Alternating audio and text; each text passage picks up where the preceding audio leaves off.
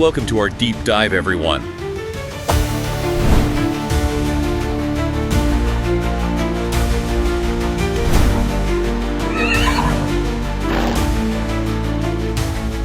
Welcome, curious minds, to the Deep Dive.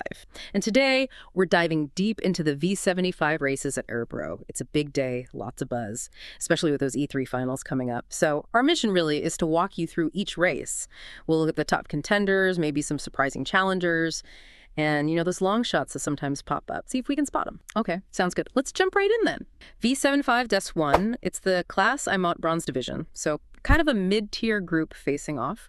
And it's a vault start, the standing start, over 2,640 meters. That longer distance sets a tricky tone right away. Yeah, it does. And what's really interesting here, something that came up again and again in the material for horses, like opening night, is how racing in much tougher company recently can actually be, well, a hidden plus. You look at the form line, it might not look great. But handicappers pointed out the times were incredibly fast, just against horses now running in the top divisions. So it's what you'd call a misleading form line. Right, so it looks weaker than it actually might be when dropping down here. Precisely. And that's why opening night, number 7, is shaping up as a pretty strong favorite. There's a definite consensus about its high capacity. Now it's in a more suitable class. Plus, it's got a good spring spore, that inside track in the vault for a fast getaway. So the thinking is it could get to the front and maybe control things. Some even called it the best in field for this race. Okay, best in field potential. So who are the main challengers we should be looking at? Well, FaceTime Love number 2 is getting a lot of attention, mainly because it's trying Barfoota Runtum, no shoes on any feet for the first time. That's a big equipment change. Often signals the stable's really going for it. It's usually secure in these volt starts, and the stable's been having a great year. Can be a bit inconsistent sometimes, but that leading potential, especially with the shoe change, it's definitely noted. Okay, the barefoot angle. Got it. Who else? Then there's U.S. Marines number 1. Reports say it's been treated recently, working really strongly now, and that fits perfectly with the trainer being on a real hot streak lately. Good capacity. Definitely a threat if it gets a good spot from the inside draw. Could even challenge for the lead. And don't forget Jongleur, number 11. Praised for its speed, its strong finish. It knows these national tracks, so it could definitely come flying late if the pace is on. Right, needs the pace. Okay, what about any potential long shots? Anyone hiding in the weeds? Pablo Carteron, Edward Palema, number 6. It's fast, definitely has speed, but it's the first time in a volt start, and it's a long race. Those are the question marks. Might do well if it gets tucked in, maybe behind the leader. Just waiting. Also, Jubi Vang, number 8, finished really strongly last time out, kind of defied expectations. And it's running frequently. K to starter, which usually means good form. So, yeah, it could be an interesting one that maybe gets overlooked. Okay, interesting angles there. So after that long distance puzzle, V75-2 shifts gears completely. Silver division in 1,609 meters, auto start, a sprint with the gate. Changes the whole dynamic, doesn't it? It absolutely does. And this was a key point of debate in the sources for V75-2. In a sprint like this, how much does that good starting spot and the potential to lead, how much does that really outweigh proven ability from maybe a tougher post position? What we found, looking across the analyses, especially for Örebro with its shorter home stretch, the consensus kind of leans towards that good start and lead potential being a massive advantage here, maybe more so than raw talent from further back. That's a really crucial point for Örebro. So how does that play out with the favorite? Icebreaker Polini, number 10, starts further out. Yeah, exactly. Icebreaker Polini has shown really impressive form, won fast last time. Definitely a top pick for many. The trainer's horses are flying. The expectation is it'll save ground, conserve energy, and use its capacity for a powerful late finish. But that number 10 post is the challenge in this context. Okay, so who are the key challengers? Maybe benefiting from better spots? Well, Great Time Trot, number 2, has that great starting position, known to be quick off the gate. The analysis suggests if it makes the lead on this track, it'll be tough to pass. Now, some were a bit skeptical about its recent form making it such a strong favorite in some circles, but that lead potential is huge. And similarly, Nelson Greenwood, number 3, also a good post, also quick, loves the lead. Could be a real battle for the front between those two early on. A duel for the lead that always spices things up. Definitely. And then you have Triton from the rail, number 1. It's had a break, came back with a quiet race, but the signs are it's returning to form. It's very quick initially. If the driver decides to be aggressive from post 1, it could absolutely steal the lead and be a surprise. Okay, interesting. Any long shots worth mentioning here? Vesterbo, exciting. Number 9. It's a home track horse, shown good form. could get a nice trip if things work out. And maybe Lucifer Boko, number 4, showed a really sharp finish last time when it found space. Needs everything to go perfectly, though. Needs cover, needs the gap to open late, high risk, maybe high reward. Right. Okay, moving on to one of the big ones. V75-3, the E3 final for the Colts and Geldings. These E3 finals, they're a huge deal for these 3-year-olds, aren't they? Oh, absolutely. It's not just another race. Winning in E3 is massive for a young horse's career, future value, everything. And connecting that to the bigger picture, our sources really emphasized how these young horses handle the pressure. And also, equipment changes. Like you mentioned before, the Barfoota Runtum for Eel. Yeah. That's a massive talking point. Signals they're pulling out all the stops. Yeah, the first time barefoot. That brings us straight to the favorite, Eel, number 4. Exactly. Eel has been consistently excellent in these big age group races. Gets a perfect start position here, number 4. Quick from the gate. And yes, that first-time Barfoota Runtum. All those factors combined. The expectation across the board is high. Many see it leading from start to finish. The clear horse to beat. Okay, a strong favorite. But who could potentially challenge Eel? Nightlife Inn, number 9, is one. Some sources rate its raw ability right up there with Eel, also potentially going barefoot, expected to be sharper with recent races under its belt. Needs a good, strong pace, though, to really unleash its finish from that post position. Then Elton Brolane, number 3, won well last time, got a good trip, good starting spot again, and another equipment change, Rick Tussar for the first time.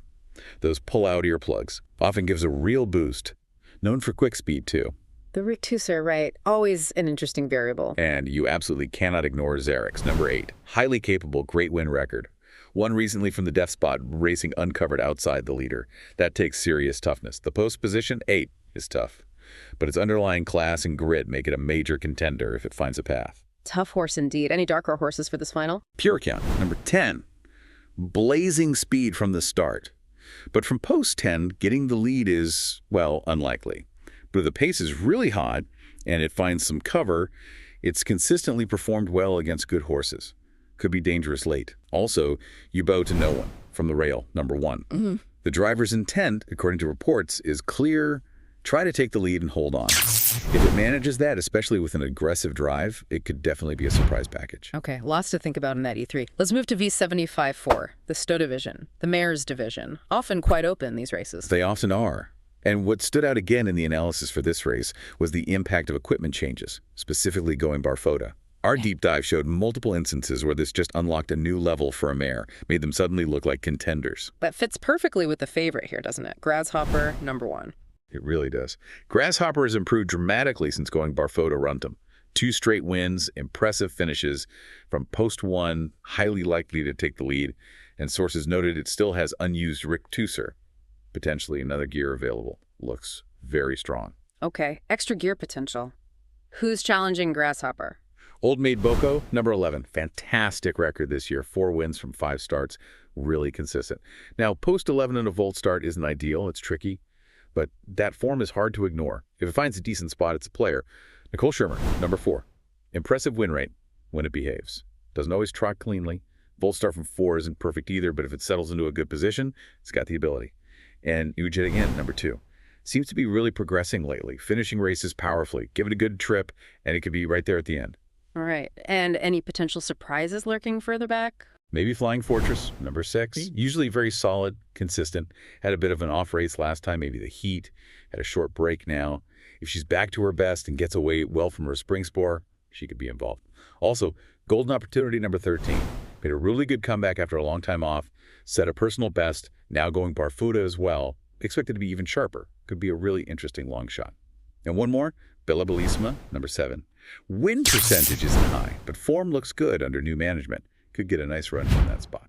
Okay, quite a few possibilities there. V75-5 next, Class 2, often described as tricky open races, these Class 2s. Yeah, exactly. And this race really brought up that question again. What do you weigh more heavily? Raw talent and potential capacity, or proven recent form and a great starting position? Especially when the field feels pretty evenly matched. It's a classic handicapping puzzle. So where did the analysis land for the favorite here? It points towards Pivot Express, number 4. A promising 3-year-old, clearly developing well, high basic ability, quick from the start, and this is key, undefeated when it has reached the lead. So if it gets to the front, it looks very strong. Undefeated from the lead, okay.